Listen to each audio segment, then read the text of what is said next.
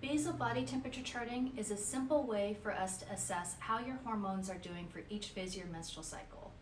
You take your temperature first thing in the morning, so you're going to keep the thermometer by your bed. Just roll over, take your temperature, and jot down what the number is, and then you can go about your morning. Basal body temperature charting can give us helpful information about the level of your hormones that are important to fertility, such as estrogen, follicle-stimulating hormone, and progesterone. During the first half of your cycle, the follicular phase, I'm looking at your BBT chart through the lens of Chinese medicine, evaluating the building yin and blood needed to mature a follicle to become an egg that is ready for ovulation. Your BBT can show us when you're ovulating, as well as the stability of your progesterone levels and rising yang in your luteal phase after ovulation. It's important that you have slept for 4 or 5 hours. If not, no big deal. Just make a note for that day. You're going to have day-to-day fluctuations. Don't worry about that. On a night that you've had too much wine, just make a note of it, because you're going to see that change in your temperature.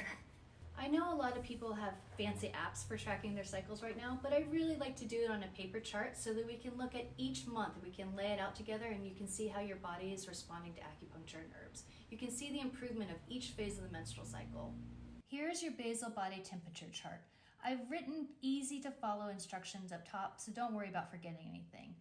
What's most important is that you've slept for 5 hours the night before, but if you haven't, still go ahead and take your temperature and just make a note of it in the notes box below. Remember, we are not looking at the individual temperatures for each day. We're looking at the whole overall graph over the course of your menstrual cycle. So don't be concerned about minor fluctuations. You're not a robot. Temperature charting gives me really good insight into which phase of your menstrual cycle I want to focus my treatments.